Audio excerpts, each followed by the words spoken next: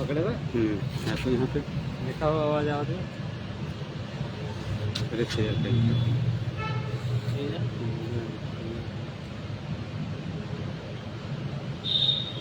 सुबह उसको बोलिए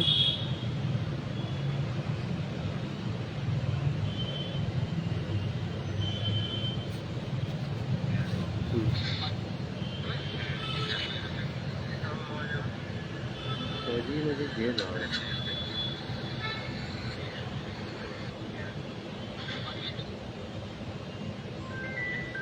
कट जा रहा है, आप समझ नहीं रहे, कहीं भी चले जाइए आप। अरे यार सुनो,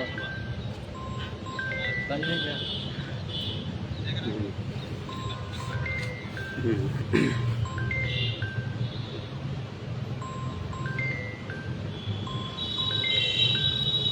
ये भेजी भाई जरा शेयर करें आप, जरा सभी लोग शेयर कर दीजिए एक बार।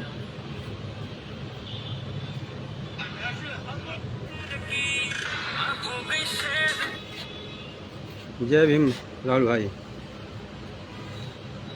आ रही कि नहीं आवाज़, जरा एक बार। नमस्कार सूबेदार। विरार है का है। आवाज़ आ रही कि नहीं आप लोग जरा बताइए एक बार, और ज़रा शेयर कर दीजिए सभी ग्रुप में। इसके बाद फिर अपनी बात को रखते हैं। ज़्यादा टाइम नहीं लगेगा। और कुर्बान भाई जरा बताइए। बोल देना बोल दे भाई, खत्म।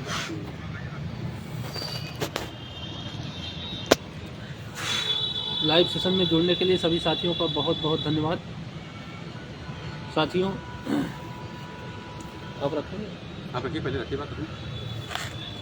आज कोर्ट में नेटवर्क ना होने की वजह से वहाँ लाइव नहीं आया गया, इसलिए हम क्षमा प्रार्थी हैं आपसे। साथियों बताना चाहूँगा कि आज कोर्ट में हमारे मामले की सुनवाई बहुत दिनों बाद हुई, लेकिन अच्छे ढंग से हुई और अभी आगे बाकी है। आज जैसा कि माननीय अताउर रहमान मसूदी की बेंच में लगा हुआ था मामला, और करीब 3:30 के आसपास ना 3:30 के आसपास अपना मामला टिकअप हुआ। आज केवल बहुत ज़्यादा बताने की ज़रूरत नहीं है, केवल एटीआरई पे बहस हुआ है। जज साहब ने एससी मिश्रा से पूछा कि टेट क्या है, तो उन्होंने कहा कि टेट जो है वो एलिजिबिलिटी टेस्ट है। तो बोले एटीआरई क्या है, तो उन्होंने कहा कि एटीआरई भी जो है एलिजिबिलिटी टेस्ट है। तो बोले पार्ट ऑफ सिलेक्शन क्या है, तो बोले जो टेट और एटीआरई क्वालिफाई करेगा, यानी टेट और सुपर टेट जो एलिजिबिलिटी टेस्ट पास करेगा वही पार्ट ऑफ सिलेक्शन का हिस्सा बनेगा।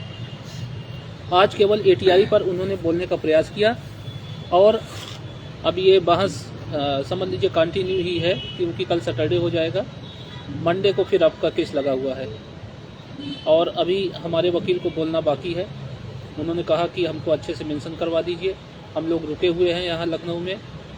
बस हम लोगों का प्रयास ये है कि हमारे साथ हमारी टीम से जुड़े समस्त याचियों को नौकरी मिले। बस किसी भी रास्ते, जो भी विधिक रास्ता निकल के आता है, उसमें हमारे टीम से जुड़े समस्त याचियों का लाभ हो और सबको नौकरी चाहिए। हम लोगों की किसी नेतागिरी से मतलब नहीं है, इस टीम में कोई भी नेता नहीं है। हम लोग केवल अपनी नौकरी के लिए, हमारे टीम के जितने भी लोग हैं उन सब के लिए नौकरी के लिए हम प्रयासरत हैं। लेकिन साथियों दुखद बात यह है कि आप लोगों से जब कहा जाता है कि टीम को मजबूत कीजिए, टीम को सहयोग कीजिए, तो आप अपने घर पे हाथ रखे बैठे हुए हैं। न कोई इस पर आवाज़ उठाता है, न कोई किसी से कुछ कहता है। तो अब बताइए, बिना आर्थिक संसाधन के हम लोग कैसे इस ठंड में, हमें भी इतना सर्द लगा है, कान को में बांधे हुआ है, देख सकते हैं आप। लेकिन आप लोगों की पीड़ा और हमारी खुद की पीड़ा यहाँ तक खींच के लाती है, रहा नहीं जाता कि हम जब भी सुनवाई होती है हम कोशिश करते हैं कि कोर्ट में पहुँचा जाए और अपने मामले में किसी भी तरह से पीछे न रहा जाए। तो अभी आगे बहुत कुछ बाकी है, अभी बहुत बहस होगी। ये सबसे सुखद बात आज ये है कि हमारा केस टेकअप हुआ और काफ़ी देर तक इस पर बहस हुई। अभी और पक्षकार हैं, हमारे वकील हैं, तमाम लोगों को बहस करना है, उनको पेमेंट करना है। पिछली बार जो आपने पेमेंट किया था थोड़ा सहयोग आया था, लेकिन उस तरह सहयोग नहीं आया था कि हम अपने वकील को पूरी तरह से उनके वादे के मुताबिक अदा कर सकें। तो इस चीज़ को आप ध्यान दीजिए। और मैं ज़्यादा कुछ नहीं कहूँगा क्योंकि इतनी ठंड में मैं आया हूँ, मुझे सर्द लग गई है और आगे की बात हमारे अशोक भाई रखेंगे। लेकिन आपसे मैं पुनः ये निवेदन करता हूँ कि आप अपनी टीम को मजबूत कीजिए और ये लड़ाई अब चंद दिनों की बाकी है, कुछ ही बहस होगा। सारे पैरोकारों को सुनने के बाद ये आर्डर रिजर्व कर दिया जाएगा और जो भी मामला निकल के आएगा वो कोर्ट से निकलेगा। कोर्ट से इतर भाई बाद में फ़ोन कीजिए।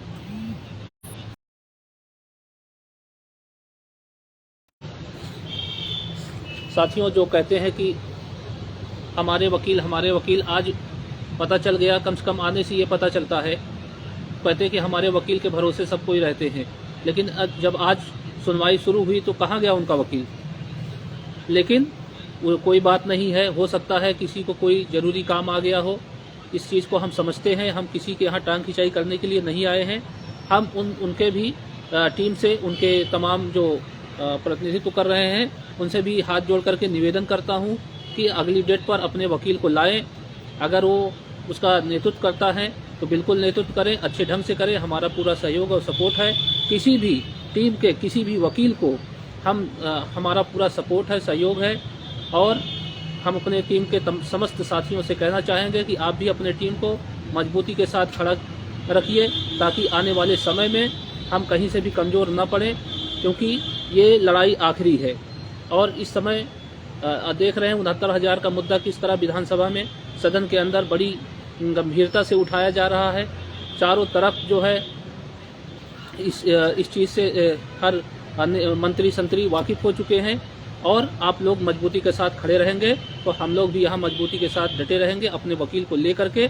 और ये आप वादा नहीं, पूरा विश्वास है कि हम लोग नौकरी कोर्ट के जरिए लेकर रहेंगे और अपनी टीम के हर एक सदस्य को बेसिक शिक्षा विभाग में जरूर पहुंचाएंगे। ये हमारा वादा है। बस आप हमारे साथ मजबूती के साथ कंधे से कंधा मिला करके खड़े रहिए। और जितने भी हमारे टीम के जुड़े लोग हैं, जो जिम्मेदार लोग हैं, चाहे प्रधान जी हों, सुबोध भाई हों और नवलेश भाई हों, कोई भी हो, जितने भी साथी, बहुत सारे नाम हैं तो मैं सबका ले नहीं सकता, लेकिन अपनी जिम्मेदारी को समझते हुए अब आप जो है यहाँ आना शुरू कर दीजिए, क्योंकि और भी हम लोगों को भी तमाम काम रहते हैं, किसी तरह निकाल करके आते हैं। अगर आप लोग आएंगे तो हमें और मजबूती टीम को मिलेगी। अपना समय निकाल करके अब टीम को देने की ज़रूरत है। आप आइए और टीम को मजबूती प्रदान कीजिए ताकि हम लोग जल्द से जल्द कोर्ट से अपना मामला फिनिश करा करके अपने अपने विभाग में पहुंचने का काम करें। बस इन्हीं बातों के साथ सेशन लंबा हो जाएगा। मैं अशोक भाई को देता हूं, अशोक भाई अपनी बात रखेंगे। जो भी कोर्ट में हुआ था सारी चीज़ों को कुर्बान भाई ने बता ही दिया है। और आज जो भी सतीश चंद्र मिश्रा जो भी बहस किए हैं, अच्छी की हैं। खैर, उन्होंने सबसे पहले ATRE को ही शुरू किया है और ATRE को बहुत अच्छे ढंग से उन्होंने समझाया, क्योंकि पहला दिन था और जज भी नए थे, और समझाने का प्रयास किया और समझ भी गए। उन्होंने टेट को एलिजिबिलिटी टेस्ट बताए, फिर मतलब सुपर टेट को भी एलिजिबिलिटी टेस्ट बताए। उन्होंने बल्कि टोका कि अगर ये TET eligibility test super TET का था तो उसको भी बताया कि सर ये भी एलिजिबिलिटी टेस्ट था, क्योंकि उससे छांटने के बाद जो इसमें आया, फिर इसमें छटाई की गई, फिर एकेडमिक मेरिट के तहत जो है सिलेक्शन किया गया है। तब वहाँ से हमारी जो है मेरिट शुरू बनती है। और इसको उन्होंने बहुत अच्छे ढंग से खैर समझा दिया, जज समझ भी गए थे। और फिर इन्होंने जो एफिडेविट सरकार ने लगाई थी उस पर तो इन्होंने खूब अच्छे तरह से खिंचाई की। सतीश चंद्र मिश्रा ने बहुत अच्छे ढंग से उसको किया, बताया कि सर ये कोई जो इन्होंने मीटिंग किया था, कहा मीटिंग करने का क्या प्रोसीजर था। जब हमारा भर्ती शुरू हो गई, सब कुछ नियुक्ति भी कितने लोगों की हो गई, उसके बाद मीटिंग करने की क्या ज़रूरत थी, क्या आवश्यकता पड़ी मीटिंग करने की। तो इन्होंने बाकायदे उसका जो खिंचाई भी किया और उस पर जज साहब ने भी सहमति हुई कि मतलब जब कोई चीज़ शुरू हो गया तो उस पर फिर मीटिंग करने से कोई मतलब तो है नहीं। तो इसको भी उन्होंने अच्छे तरह से मतलब बताया, जो एफिडेविट लगाई थी सरकार। और फिर बाद में जो है कोई महाशय कोई वकील थे, उन्होंने जो 1 नंबर का जो कंटेम्प्ट आया था हुआ था, उन्होंने उसको इस केस में हमारे टेकअप करने का प्रयास किया, क्योंकि इस केस में पहले तो बीएड और बीटीसी वाले टैग करने का प्रयास किए, उनको किसी तरह से बाहर किया गया। फिर आज जो है कम से कम 10 मिनट तक जो है वो 1 नंबर के लिए ये करे कि हमारा सुप्रीम कोर्ट से आया है, कंटेम्प्ट हुआ है, तो बल्कि उन्होंने कह दिया तो इसमें आपसे क्या मतलब, आप इसमें पार्टी हैं? तो कहे हमने पार्टी नहीं है। कहें तब नहीं पार्टी, तब आप जाइए यहाँ से, आप क्यों जबरदस्ती घुस रहे हैं इसमें? तो कहें सर कंटेम्प्ट हुआ, तो कंटेम्प्ट हुआ तो कहें यहाँ पे क्यों आ रहे हैं आप? स्पेशल अपील है। बल्कि सारे वकील ने इनका विरोध किया कि जब ये स्पेशल अपील है इसमें 1 नंबर तो आ ही नहीं सकते हैं। तो रणविजय सिंह ने कहा कि सर, तब उनके जवाब दिया, सर जब तक ये मुद्दा हमारा सॉल्व नहीं हो जाएगा आरक्षण वाला, तब तक हम जो है इनको भी नहीं कुछ दे सकते हैं। तो वकील उनके बोले कि सर इस पे जो कुछ कर दीजिए। कहें हम क्यों भाई यहाँ पे करें, जो आपको आप जहाँ करें तहाँ जाइए, जो है इसमें आप नहीं आ सकते हैं। तो उनको जो है वहाँ से बाहर कर दिया तुरंत।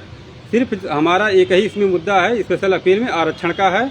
69,000 भर्ती आरक्षण, ना तो इसमें बीएड बीटीसी टैग हो सकते हैं, ना 1 नंबर का कंटेम्प्ट से कोई मतलब है। सरकार फंसी है तो सरकार जाने उसके लिए। और इसमें जो जज साहब ने अच्छे से मना कर दिया, सिर्फ हम आरक्षण का ही सुनेंगे। अभी कोई आके इसमें कनेक्ट होना चाहेगा तो कभी नहीं कनेक्ट हो पाएगा। और ये मुद्दा बस हमारा चंद दिनों का है, अब जल्द से जल्द ख़त्म हो जाएगा।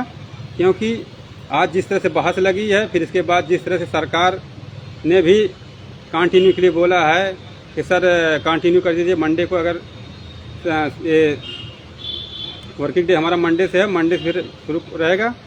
और हमको ये लगता है कि सरकार भी इसमें अब सॉल्व कराना चाह रही है, जल्दी से जल्दी सॉल्व करा देगी इसको। इसलिए जितने भी हमारे साथ जुड़े हुए हैं सब लोग, और उनसे मेरा यही रिक्वेस्ट है कि जो भी हमारी देखिए याचिका की फीस आप लोग दिए थे, याचिका सबकी पड़ गई है, सबको कोर्ट में पहुंचा दिया गया, अच्छे तरह से पहुंचाया गया है। ये नहीं है कि किसी के साथ हमने गद्दारी या धोखाधड़ी किया है। जैसे जैसे लोग थे सबको मतलब एक जिस तरह से स्पेशल अपील में आना चाहिए, तो मैंने उसके थ्रू स्पेशल अपील में किया हूँ। और लोग जो है अभी सहयोग के नाम पे मांगा जाता है। पिछले लोग कहे थे कि चलिए ठीक है याचिका पढ़ जाने दीजिए, जब सुनवाई होगी तो मैंने हम लोग सहयोग करेंगे। तो लेकिन कम से कम भाई आप लोग तो अभी पिछली बार जब हमने सहयोग के लिए बोला तो मात्र 30 लोग ने सहयोग किया सिर्फ, और जुड़े हैं कम से कम 250 हमारे साथ। अब बताइए 30 लोग सहयोग किए हैं और बाकी सिर्फ जो है एकदम मतलब कहने के बाद भी नहीं कोई सुनता है। और नौकरी चाहिए जब वो है इनको, कितना जल्दी इनको मिल जाए नौकरी। सब लोग एक पूछते हैं भैया कब साल हो जाएगा। अरे भैया साल तो हो जाएगा, लेकिन आप लोगों को भी कुछ बनता है कि नहीं बनता है उसमें। इसलिए हम बार बार नहीं किसी से कहते हैं, न ये करते हैं कि मतलब आप लोग सहयोग कर दीजिए, सहयोग कर दीजिए। जब हमको आवश्यकता पड़ी थी तभी मैं कहता हूँ, क्योंकि आज चंद्रा सर ने यही कहा है कि आप जो है सैटरडे और संडे को कम से कम 2-2 घंटे समय दे दीजिए। और क्या चाहते हैं आप लोग, मैंने तो उनको अच्छी तरह से पहले ही बता दिया था हम लोग क्या चाहते हैं और सरकार क्या चाह रही है हमारे साथ। क्योंकि देखिए सरकार, अगर हम थोड़ा सा भी अगर मतलब कमजोरी हमारी हो जाएगी या किसी भी वकील की कमजोरी अगर हो जाएगी तो फिर वही सिंगल बेंच की आर्डर की तरह जो है हमको झुंझुना मिल जाएगा। इसलिए मैं सभी से रिक्वेस्ट करता हूं कि एक बार आप लोग ने जितना सहयोग किया है, एक बार और आप लोग सहयोग कर दीजिए। यहाँ हम लोग कोई चंदा चोरी या लूटने के लिए नहीं आए हैं। आप लोग ने हमारा संघर्ष सिंगल बेंच में भी देखा था और डबल बेंच में भी देखे। जिस तरह से आप लोगों ने कहा याचिका डालने के लिए, मैंने उसी तरह से सबको डाला। आप लोग ने कहा कि सर अलग अलग डाल दीजिए, मैंने सबको जिस तरह से वैसे मतलब जिसका सलाह आया मैंने उसी तरह से किया सबको। इस तरह से आप लोगों से यही रिक्वेस्ट है कि 2 दिन का समय है, शनिवार रविवार, और फिर हमारा सोमवार को सुनवाई होगी।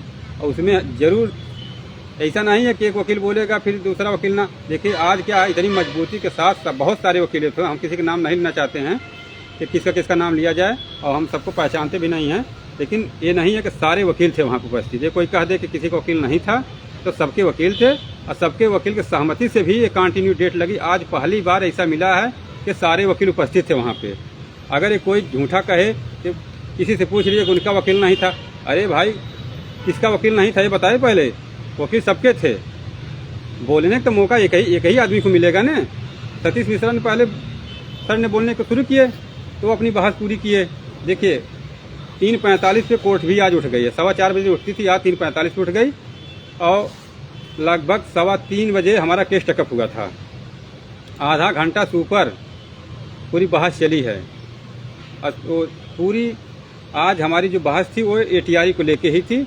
एटीआरई को उन्होंने बता दी भी है और जज साहब ने बीच बीच में ऐसा नहीं है कि सिर्फ सुनते ही गए, उसमें क्रॉस क्वेश्चन भी करते गए और क्रॉस क्वेश्चन भी अच्छे तरह से उनको बताया गया कि सर ऐसे ऐसे होना चाहिए था। उन्होंने पूछा कि जिले स्तर भी भर्ती है, सब कुछ बताया गया उनको। ऐसा नहीं है कि नहीं बोले, जज साहब ने दोनों लोग बोले, टोके भी कहाँ पे क्या है, किसको समझाना है, कौन सा पैराग्राफ समझाना है, सब कुछ उन्होंने समझाया। और हमको लगता है कि जज साहब ने भी बाकायदे समझ गए हैं कि एटीआरई में इन्होंने गड़बड़ी हुई है, क्योंकि जब एफिडेविट की बात हुई थी तो उन्होंने कहा कि सर अगर एफिडेविट जो लगाए हैं तो कोई मीटिंग जो किए थे, मीटिंग करने की क्या आवश्यकता थी? अगर इन्होंने गलती ना किए होते तो 6800 की लिस्ट कैसे दे दिए? इस पर भी क्रॉस क्वेश्चन किया गया था। 6800 लिस्ट को जो सरकार सदन में कहे थे कि पूरी 69,000 भर्ती पूरी हो गई है, कोई घोटाला नहीं हुआ है, सब इसके दूसरे के बहकावे में आ रहे हैं। तो वहाँ एफिडेविट में जब चर्चा होने लगी तो हर चीज़ वहाँ पे बताया गया कि कैसे कैसे इस भर्ती में घोटाला हुआ, कैसे कैसे क्या गड़बड़ी हुई, कितने छोटे को नुकसान हुआ हमारा, सब कुछ बताया गया है उसमें।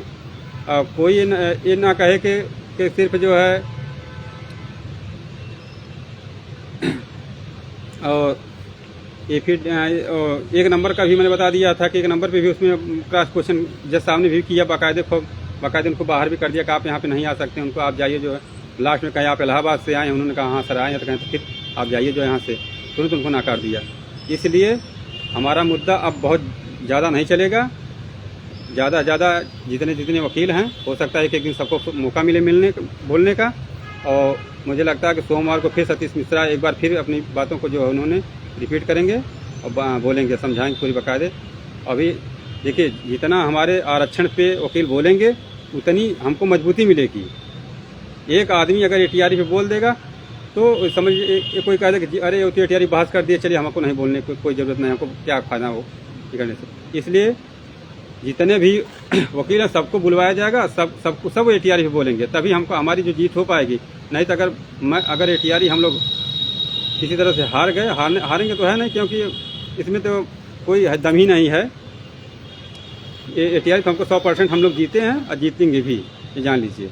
बस अरते रही बात सिलेक्शन की, देखिए जीतने से हमारे नहीं हुआ है, जीतने के बाद हमारा सिलेक्शन हो जाए बेसिक में, क्योंकि हम जो 4 साल का संघर्ष है वो हमको मिल जाए, जिसके लिए हम लड़ रहे थे।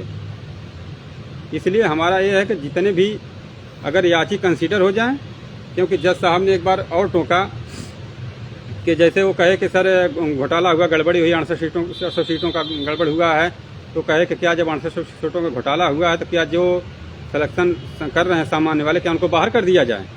आप यही कह रहे हैं। तो वहाँ पे देखिए बाहर ना करें, लेकिन हमको तो भी अंदर करें कम से कम, ये तो बात हमको रखना पड़ेगा वहाँ पे। ये चीज़ चंद्रा सर ने भी कहा और आईपी सिंह ने भी पूछे कि कहे कि मतलब उनको तो निकालने कह रहे हैं, निकालेंगे नहीं तो निकालेंगे नहीं तो ठीक है, लेकिन हमारी भी कुछ पॉलिसी बनाए, हमारे लिए भी पॉलिसी बना दें। भाई हमने घोटाला उजागर किया, हमारे लिए भी पॉलिसी कुछ बना दें। तो ये सब सारी बातों को कहना पड़ेगा, मेंशन करवाना पड़ेगा, तभी हमको बेनिफिट मिलेगा। इसलिए जितने भी हमसे जुड़े हुए हैं, एक बार पुनः सबसे निवेदन है कि जो फीस बकाया है, भाई देखिए आप कोई 1000 रुपया दिया था, कोई 1500 दिया, कोई 2000, हम नहीं कहते नहीं दिया। और कितने भाई हमारे थे ऐसे भी थे कि जो 1 रुपया भी नहीं दिए, उस समय बोले कि सर जब बहस होगी तो हम सहयोग कर देंगे। तो मैं उनसे रिक्वेस्ट करता हूं कि कम से कम वो तो सहयोग कर दें, जिससे हम किसी तरह से कमजोर ना पड़े, क्योंकि वकील को धन चाहिए। वो बोलते हैं कि धन दीजिए तभी हमारी बुद्धि खुलती है, तो बिना दक्षिणा की बुद्धि नहीं खुलती है। तो ऐसा नहीं कि हमने अगर आज गए खड़े खड़े हुए तो हम खुद पैसा दिए उनको, इसीलिए उपस्थित हुए हैं लोग, वकील हमारे जो उपस्थित थे। बिना पैसे के कोई कदम नहीं करता कहने से कि सर चलिए हमारा याचिका दाखिल किए हैं तो आप चलिए सुन लीजिए। बाकायदा उनको कुछ न कुछ दक्षिणा देना ही पड़ता है, चाहे कितनों भी पैसा दिए रहिए, लेकिन जब कोर्ट में उनको बहस करवाना या खड़ा करवाना पड़ेगा, डेट लेना पड़ेगा, कुछ भी करना पड़ेगा, तो उनसे जो है दक्षिणा देना पड़ता है। बाकी अब मंडे को लगी है डेट, कांटी में हमारी सुनवाई होगी, जल्द से जल्द केस हमारा हो सकता ख़त्म हो जाएगा। और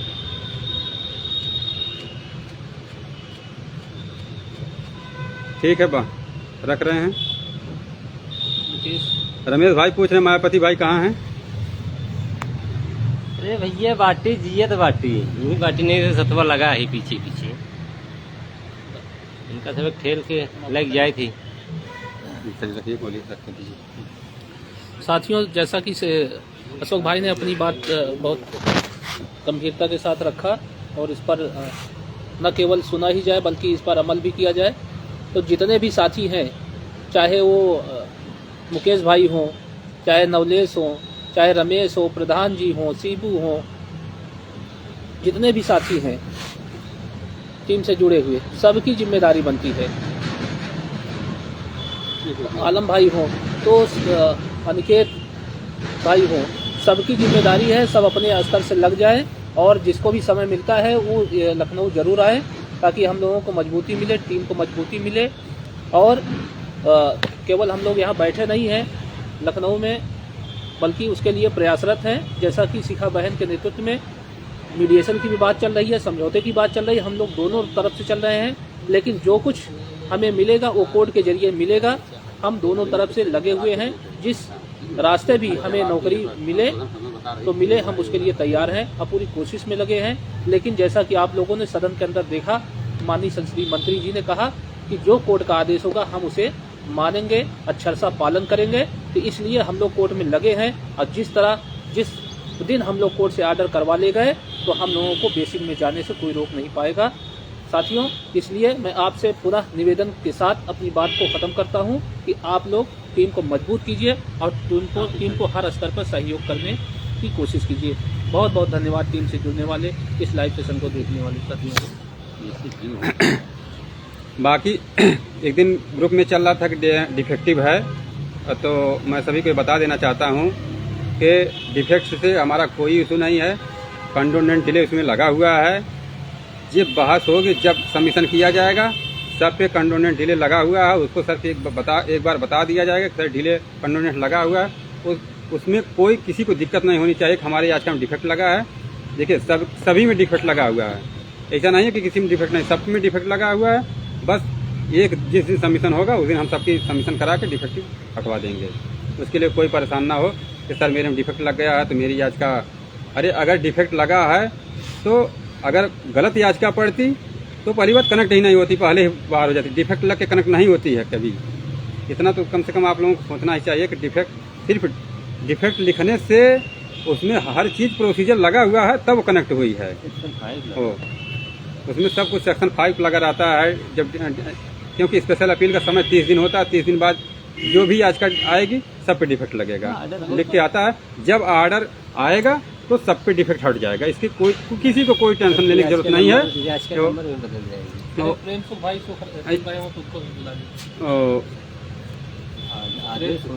बाकी रख रहे हैं, सोमवार को सबसे फिर एक बार कोर्ट में जो भी होगा रूबरू बताया जाएगा। और सभी भाइयों को नमस्कार। और सुबोध भाई हो सकता है संडे को, क्योंकि पंडित यशचंद्र ने बुलाए हैं, तो सुबोध को हम रविवार को ही बुला रहे हैं, इसलिए कि जो भी मतलब चीज़ें बताना है, क्या बोलना है, क्या करना है, तो सुबोध को एक दिन पहले आना पड़ेगा। इसलिए मैंने सुबोध को फ़ोन भी कर दिया हूँ और लाइव में भी बोल दे रहा हूँ कि सुबोध को ज़रूर आना है यहाँ पे संडे को ही। हाँ, ओ ठीक।